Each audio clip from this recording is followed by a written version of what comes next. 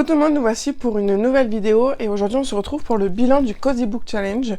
Donc actuellement nous sommes le 28 mars. Vous allez me dire il me reste encore 29, 30, 31 mais je sais que d'ici là j'aurai pas le temps de lire d'autres livres de cette palle. Donc je fais le bilan maintenant mais ce n'est pas plus mal. D'autant plus que j'ai quasi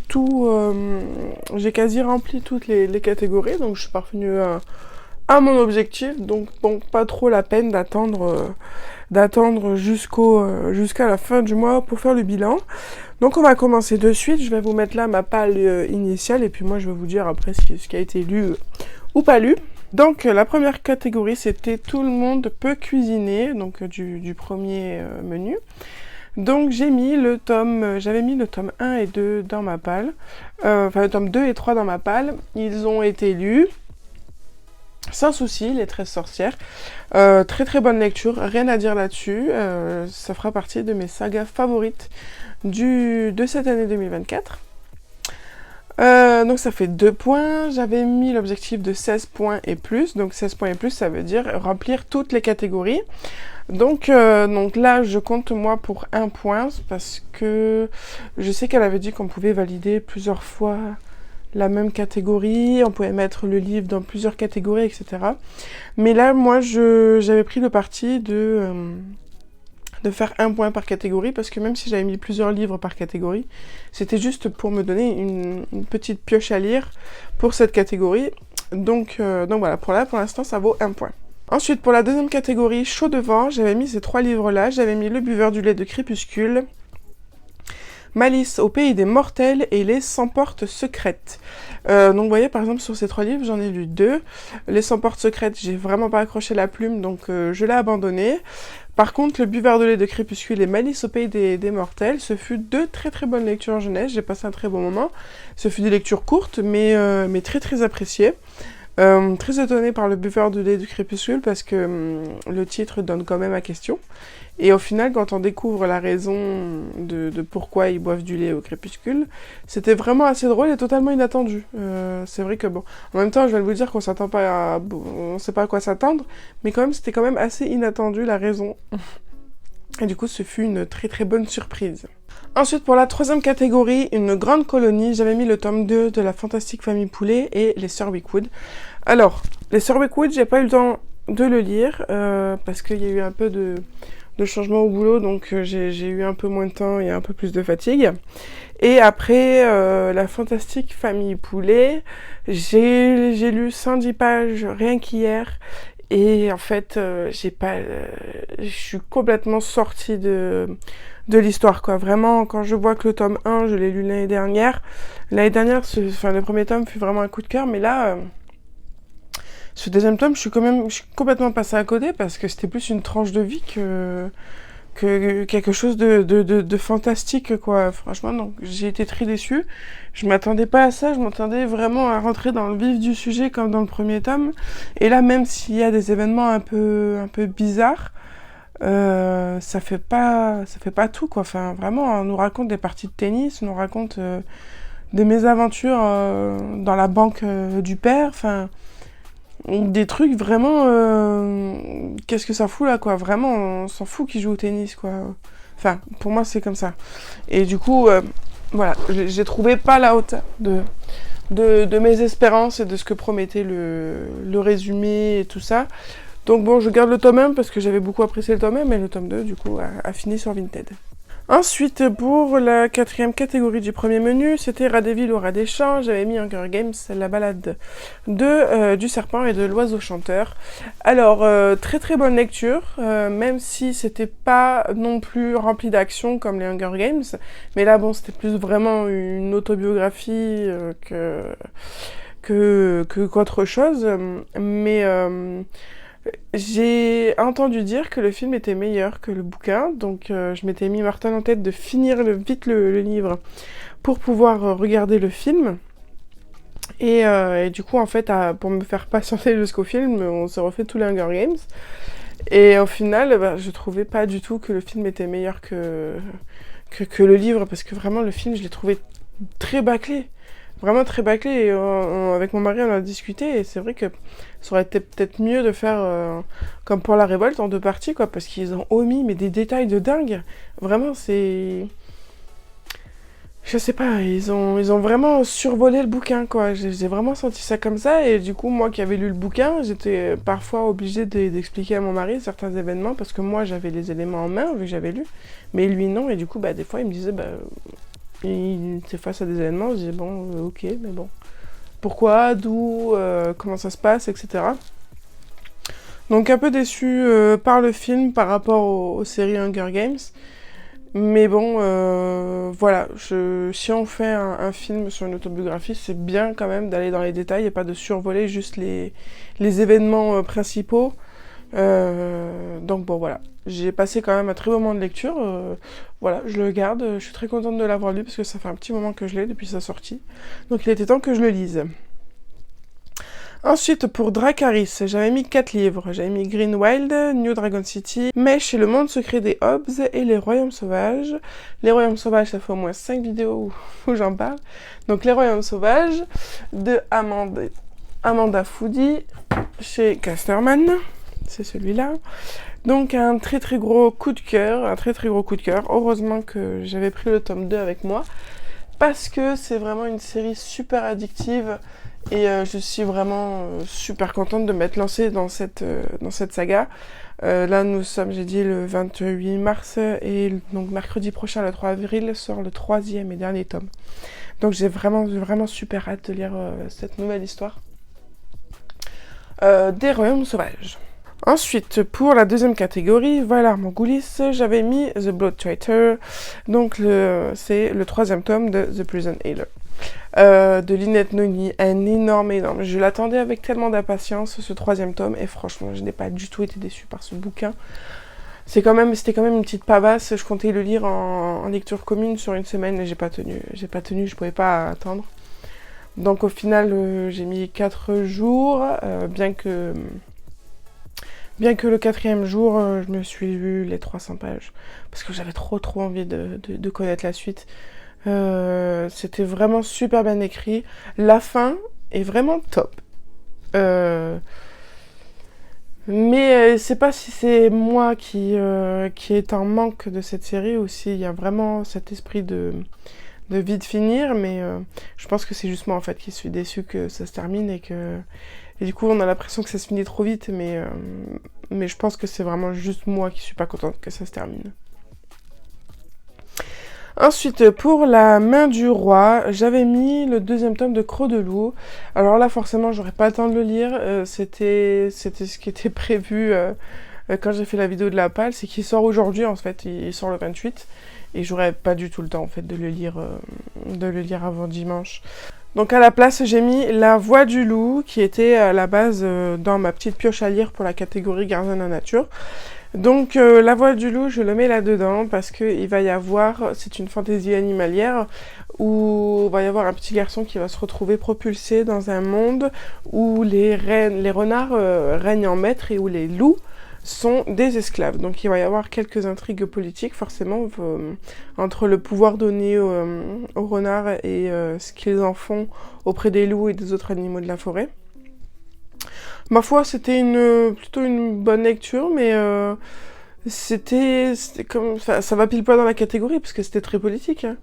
Mais c'était pas folichon non plus. Voilà, je le garde parce que ça parle de loup et qu'il est très très beau, mais c'est vraiment passé un petit peu... et voilà. Donc bon, ma foi, nous verrons bien. Ensuite, pour Winter is Coming, c'était hiver et froid. Alors là, c'est peut-être la seule catégorie où je vais mettre un même livre que dans une autre catégorie, parce que vraiment, je n'ai lu aucun livre avec le thème de l'hiver et du froid, mis à part le tome 2 de Manoir de Castelcats, qui se déroule en plein hiver. Donc je pouvais pas faire mieux là, je pouvais pas faire mieux pour cette catégorie que réutiliser un livre. Bien que je ne voulais pas faire ça à la base, mais White Smoke, qui était à la base pour cette catégorie, je l'ai rendu parce que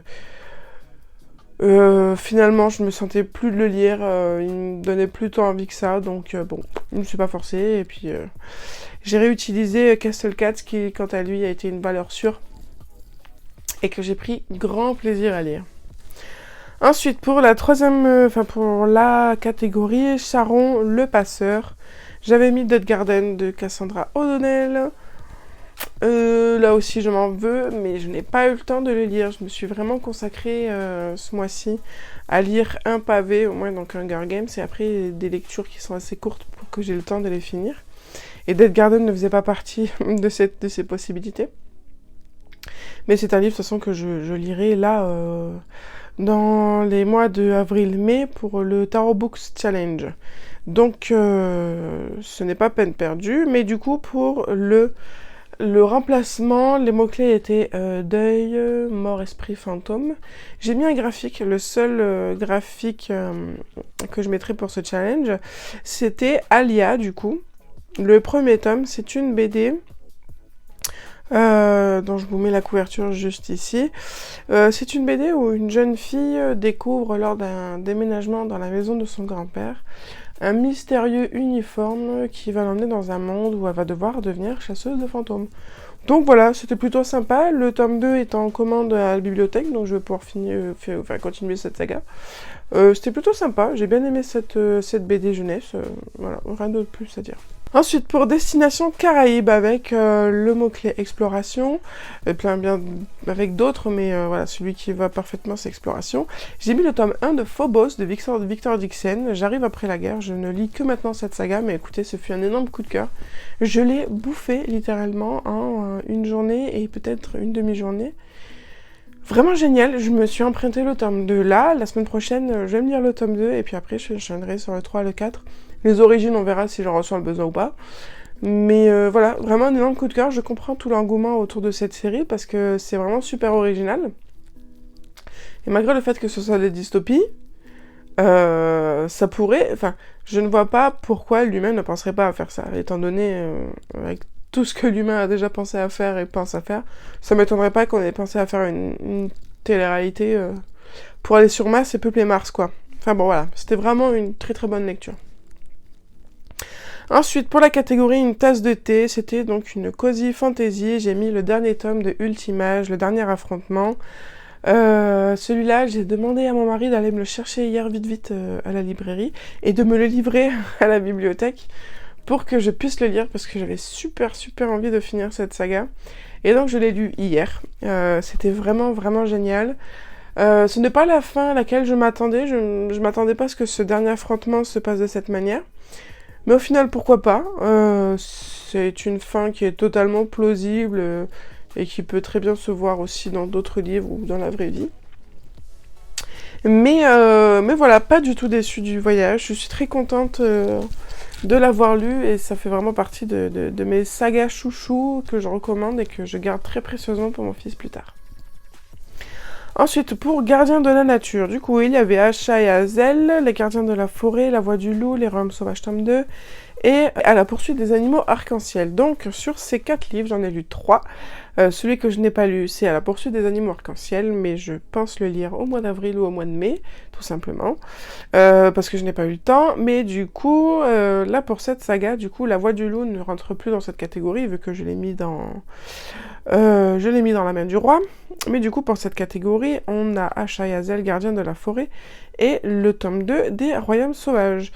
Les Royaumes Sauvages, je viens de vous parler du tome 1 juste avant, donc le tome 2, je ne vais pas vous en dire plus, mais je peux vous dire que le tome 2 est une explosion de révélations, de rebondissements.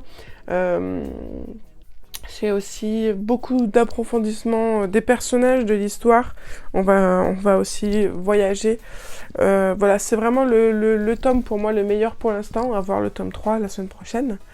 Et Asha et Hazel, Gardiens de la Forêt, là du coup, ça va être l'histoire de Hazel qui se fait harceler à l'école par 2 frères et sœurs. Il va se perdre au cours de la forêt, il va se perdre dans la forêt et au cours de sa perdition, il va tomber sur Asha. Asha est une gardienne de la forêt, elle a la capacité de se lier et de ressentir tout ce qui se passe dans la forêt. Et il va se passer un événement très, très spécial qui va mettre en danger la forêt et de ce fait Asha. Et du coup, ils vont essayer de résoudre ce problème et de soigner à la fois la forêt et Asha.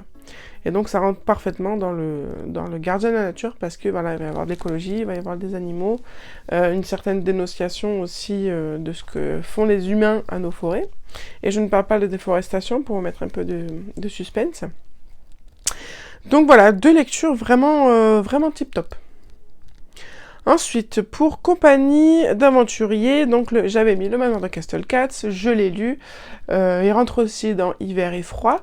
Le 2e tome, vraiment très très bien, même si c'est vrai que ça a été un peu dur de me remettre dedans parce que il y avait beaucoup de... Enfin, il y a beaucoup de personnages.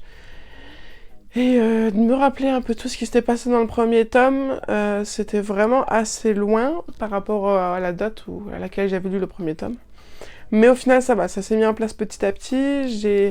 Je l'ai lu en lecture commune, mais là aussi, j'ai pas réussi à tenir. Je l'ai lu en 3 jours, du coup, au lieu de 7 ou 8. Mais bon, voilà, on s'était mis d'accord avec la personne avec qui je faisais la lecture commune que on pouvait avancer au rythme où on était, parce que tellement on était dedans, voilà, on n'arrivait pas à se contenir à 70 pages par jour, donc bon. Très très bonne lecture, vraiment, j'ai super hâte. À la fin du roman, ils ont montré la couverture du tome 3 qui sort à l'automne. Donc voilà, j'ai vraiment hâte de cet automne pour pouvoir continuer cette super saga. Ensuite, pour la catégorie Initiative 99, je n'avais rien mis parce que j'allais attendre de voir qui allait m'imposer un livre ce mois-ci, pour le challenge. Et au final, il s'est imposé à moi, dans le sens où c'était un service presse. Et donc, du coup, c'est un petit livre jeunesse que j'ai eu via Simplement Pro, et ça s'appelle, du coup, Les incroyables aventures des 3 petits voyageurs. Tome 1, Écosse, la grande traversée de Fabien Sanlaville, en auto-édition. Un petit livre sympa de 70 pages où nous allons avoir un frère et une sœur et la meilleure amie qui vont découvrir un moyen de se téléporter et ils vont devoir résoudre un problème en Écosse avec le monstre du Loch Ness. Très très sympa pour nos petits jeunes, ça c'est plus dans les premières lectures, les premiers romans. Très bien écrit, sans fioritures, il y a plein d'actions, voilà. C'est un très bon premier roman, je rendrai ma chronique dans pas trop longtemps, j'espère. Mais voilà, c'était une lecture imposée, mais très très bien imposée au final, ça s'est très très bien passé. Ensuite, pour la catégorie repos court ou repos long, j'avais mis L'héritage de Judith Blackwood. Alors, il m'intéressait fortement parce que c'était un livre où on allait parler de tournois, d'échecs, tout ça me bottait plutôt bien dans un manoir et tout. Mais au final, quand j'ai fait la comparaison entre ce livre-là et ceux que j'avais dans ma palle et ceux que j'attendais en bibliothèque, en fait, j'ai pris celui qui me bottait le plus. Et Tom Patate m'intriguait fortement. Ça faisait déjà 2 semaines que je l'avais emprunté. Il me restait 1 semaine pour le lire. Et au final, quand je l'ai lu, je me dis en fait non, c'est lui qui va aller dans cette catégorie et pas L'héritage de Judith Blackwood. Pour le mot-clé, tournoi, compétition, épreuve. Parce que je vais essayer de pas vous spoiler, mais c'est quelque chose qui arrive à la fin du roman, c'est-à-dire que pour parvenir à faire quelque chose, Tom Patate va devoir passer des épreuves qui se passeront dans le tome 2. Donc au final, ça rentre dedans, même si ça vient à la fin du roman, ça rentre dans les mots-clés. Et le tome 2 sera lu, pareil, ce mois-ci, parce que j'ai envie de lire la suite. C'est une trilogie, j'ai le tome 2 et 3 qui m'attendent en haut. Donc voilà, c'était vraiment une super découverte. J'ai eu de la chance parce qu'en fait, c'était un emprunt. Et quand je suis allée, je crois que c'était cette semaine ou dimanche matin dernier, je me suis rendue à l'autre bibliothèque que je fréquente et ils ont une boîte à livres. Et dans cette boîte à livres, il y avait le tome 1 de Tom Patate en excellent état. Donc évidemment, je l'ai pris et je me retrouve avec le tome 1 ici en expo. Et c'est vraiment, vraiment, vraiment génial parce que c'est une série super, super intéressante. Et j'ai la chance au final d'avoir la version cartonnée parce que j'ai appris qu'ils étaient sortis aussi en format poche à PKJ. Et je préfère 2 fois plus la version cartonnée reliée. parce que du coup c'est vraiment c'est un format BD avec des grandes pages, des illustrations en pleine page, vraiment sublime. Donc voilà, une super découverte de cette trilogie. Ensuite, dernière catégorie, c'était campagne Legacy, et c'était les mots-clés étaient de continuer une saga. Et donc pour cette catégorie, j'ai mis Efession, le tome 2. C'était un tome 1 que j'ai lu il y a pas mal de temps quand même. Il me semble que j'étais enceinte quand je l'ai lu. Et donc en fait, l'autrice, qui est une autrice auto-éditée, m'a contactée pour me demander si je voulais avoir le tome 2. Et j'ai dit absolument, parce que le tome 1 se finissait sur un énorme cliffhanger. Et du coup, maintenant, j'ai juste une hâte que le tome 3 sorte, et elle m'a dit que ce sera l'année prochaine. Ça va être très long, mais franchement, ce tome 2 était vraiment sublime, meilleur que le tome 1, parce que tout s'étoffe. Et on a le droit à plein de révélations, plein de nouvelles questions, les personnages sont de plus en plus creusés, et il y a des retournements de situation improbables. Donc voilà, c'était vraiment génial de replonger dans cet univers-là. Je suis contente d'avoir avancé. Et puis, il n'y a qu'une hâte, en fait, c'est de continuer le tome 3. Voilà, alors ça, c'est mon lapin qui m'a bouffé. Voilà, la joie d'avoir des lapins. Qui me l'a bien bouffé. Je n'avais pas vu. Bon, d'accord. Donc voilà, franchement, une très belle péripétie pour cette autrice auto-éditée qui mérite d'être de plus en plus connue. Donc écoutez, voilà, pour moi ce Cozy Book Challenge est terminé, c'est plutôt bien passé, même si je suis un peu quand même dégoûtée de ne pas avoir lu tous les livres qui étaient prévus, parce que c'était vraiment que des livres qui me faisaient super envie, j'étais super emballée. Mais voilà, peut-être qu'un mois c'est un peu court, et j'aurais aimé avoir ce challenge sur 2 mois plutôt, pour vraiment profiter à fond, quoi, parce que là, je l'ai pas vu passer en fait ce challenge, et voilà, je suis juste un petit peu déçue de ça, mais bon. Des challenges, on en aura d'autres, mais en tout cas j'ai quand même bien aimé parce que les catégories étaient vraiment super chouettes. C'était vraiment super chouette, quoi, vraiment j'aime beaucoup, mais peut-être voilà, c'est la durée, 1 mois, ça me fait un peu trop court, quoi. Donc voilà, écoutez, dites-moi si vous aussi vous avez participé et comment ça s'est passé. Je vous fais plein de gros bisous et je vous dis à très bientôt sur la chaîne pour une nouvelle vidéo.